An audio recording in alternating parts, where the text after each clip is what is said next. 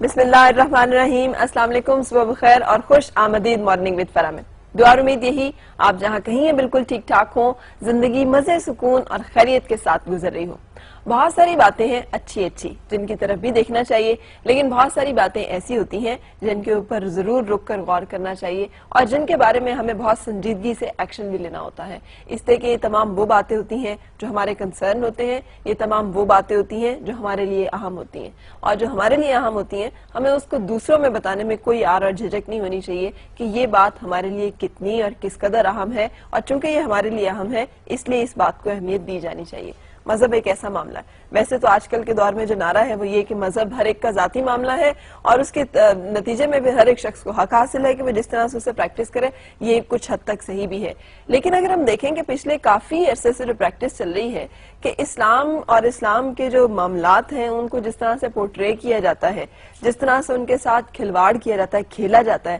جس طرح سے ان کو مختلف جگہوں پہ توہین کا، تضحیک کا نشانہ بنایا جاتا ہے، اور پھر اس کے بعد اپنی اس روش کو وہ اپنی ایک اعتدال پسندی کو بھی کہہ کے منوا لیتے ہیں اور اس کے ساتھ روشن خیال بھی وہی ثابت ہو جاتے ہیں اور اس کے ساتھ معتدل مزاج بھی وہی ٹھہرتے ہیں. حالانکہ جتنا وائلنس اور جتنا اگریشن اور جتنی تضحیک اور توہین اسلام کی غیر مسلموں کے ہاتھوں ہوئی ہے، مسلمانوں کے ہاتھوں کسی غیر مسلم کی یا کسی بھی اور مذہب کی اس طرح کی تضحیک یا توہین نہیں دیکھنے اور سننے میں آئی. آج میں آپ کو اس کی کچھ پریکٹیکل مثالیں دکھاؤں گی اور میں چاہوں گی کہ آپ انہیں محفوظ رکھیں اپنے پاس، اور جب آپ بھی جائیں مارکیٹ میں تو ان چیزوں کے اوپر بہت دھیان دیں اور ان کو بہت توجہ سے دیکھیں. میرے سامنے اس وقت یہ ایک رگ ہے، اور یہ رگ جو ہے یہ واش روم میں جو ہم ٹوائلٹس میں اپنے یوز کرتے ہیں، میٹس، یہ ان کے لیے استعمال ہوتی ہے. اس کے اوپر دیکھنے میں بظاہر ایک ایبسٹریکٹ ڈیزائن نظر آ رہا ہوگا آپ کا، لیکن اگر آپ اس ڈیزائن کو کلوز میں جا کے دیکھیں تو کوئی بھی شخص جو عربی سے ذرا سی دلچسپی رکھتا ہے وہ سمجھ سکتا ہے کہ یہ جو لفظ ہے یہ اس وقت اللہ لکھا ہوا ہے. جس طرح یہ بھی کیمرہ کلوز کر رہا ہے آپ کو شاید اس کے ساری جو لفظ ہیں، ساری جو اس کے حرف ہیں وہ سمجھ میں آ رہے ہوں. میں اس کو اٹھا کر بھی آپ کو دکھا دیتی ہوں.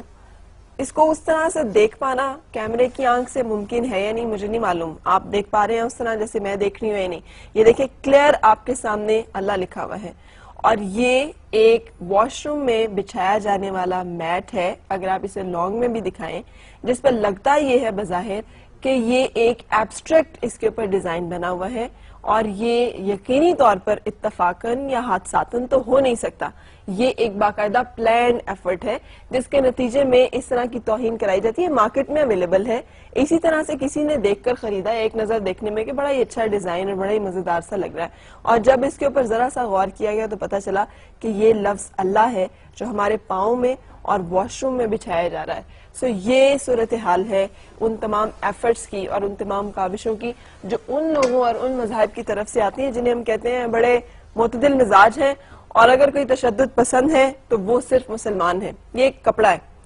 یہ کپڑا خواتین کے لباس بنانے میں استعمال ہوتا ہے. اگر کیمرہ اسے بھی کلوز کرے تو اس پر بھی اس جگہ پر یہ الحمدللہ رب العالمین بہت کلیئرلی پڑھا جا رہا ہے. مطلب یہ سامنے نظر آ رہا ہے کہ یہ انہوں نے اس کے ساتھ جس طرح کے مغلظات اس پورے فیبرک کے اوپر پرنٹڈ ہیں، اگر اس کو میں آپ کو دکھا سکوں، یہ ایک عورت اور مرد کی تصویر ساتھ ہی انہوں نے بنائی ہوئی ہے جو کہ ایک عجیب و غریب صورتحال اور نمونہ پیش کر رہی ہے. اس کے بعد اس کے بالکل نیچے یہ لفظ اللہ پرنٹ ہوا ہوا ہے. اب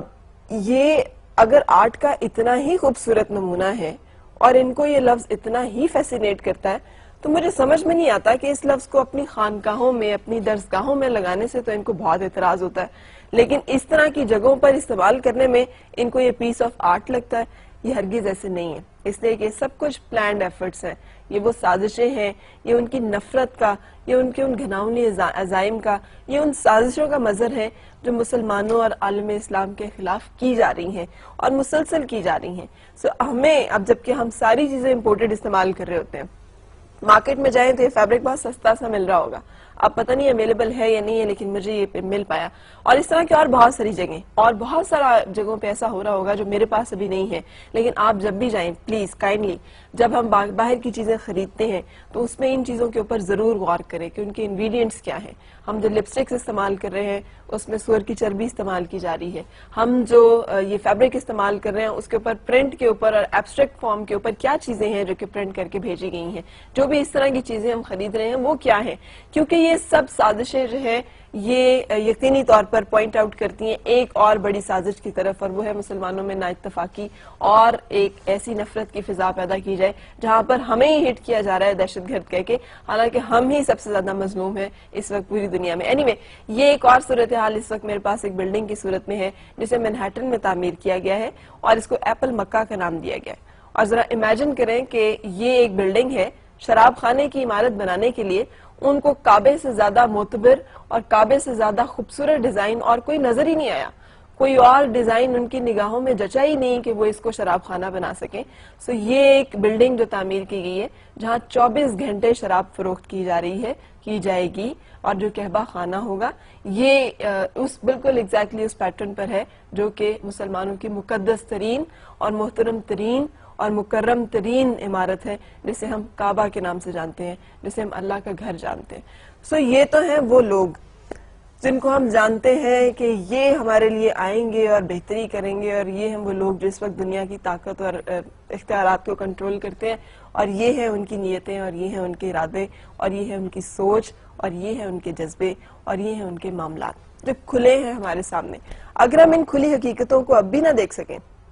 تو میرا خیال ہے پھر ہم کبھی بھی نہیں دیکھ سکیں گے. اور اگر ابھی بھی ہم اپنے لیے کچھ ایسا نہ کر سکیں جس میں ہمیں ایک واضح سوچ کم از کم پیدا کر سکیں، اور کچھ ایسے اعمال جو ہمارے کام آئیں، جہاں پر صرف پروٹیسٹ کرنے سے، صرف مذمت کرنے سے، صرف اس طرح کی چیزوں پر دکھ، کرب، تکلیف محسوس کرنے سے، صرف غم و غصے کا اظہار کرنے سے کام نہیں چلے گا، بلکہ اس سے آگے بڑھ کر ہمیں کچھ کرنا ہوگا. اور وہ ہے اپنے اندر طاقت پیدا کرنا، اتنی طاقت کہ ہمیں کمزور سمجھ کر ہمارے جذبات کو اس طرح مجروح نہ کیا جائے اور ہمارے مذہب سے اس طرح سے کھیلا نہ جائے، اور ہمیں صرف نادان سمجھ کر اور بیوقوف سمجھ کر ہمیں اس طرح سے استعمال نہ کیا جائے کہ ہمیں پوری دنیا کے چہرے پر دہشت گرد کی صورت میں مسلط کر دیا جائے اور پورٹرے کر دیا جائے اور ہم اس بارے میں کچھ کر بھی نہ سکیں. اور یہ سوچنے کی بات ہے کہ آخر ہم اتنے بے بس ہیں کیوں.